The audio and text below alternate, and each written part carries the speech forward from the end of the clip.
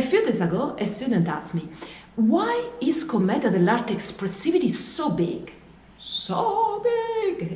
Yum, pizza, pizza, mandolino. No, but actually this is a good question. So let's talk about Commedia dell'Arte expressivity and style. First, Commedia dell'Arte was born in the 16th century as a form of street theater. Many companies were performing in squares, not in theaters. Well, Commedia dell'Arte is a kind of modern political satire, so it was not really loved by the power, by institutions, by big theaters, by the church.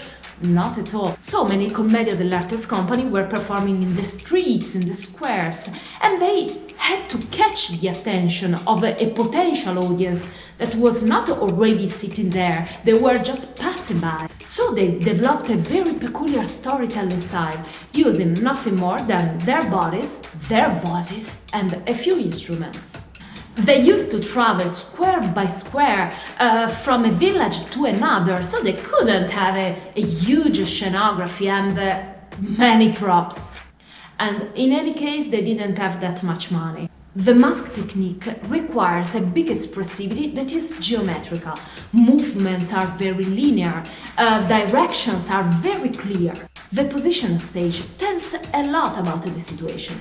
I mean, if you are in the center, you are the boss, you are allowed to speak, probably you are the leading character. If you are in the front corner, you can whisper a secret to the audience corner, you can spy something happening on stage, and so on.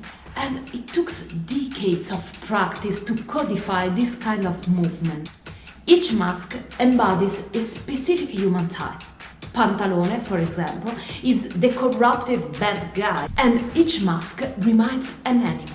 Arlecchino is a cat, and the Capitan is a dog, and so on. So this presence of an animal instinct brings a kind of instinctual expressivity that is not psychological, not realistic, an expressivity that involves all the body.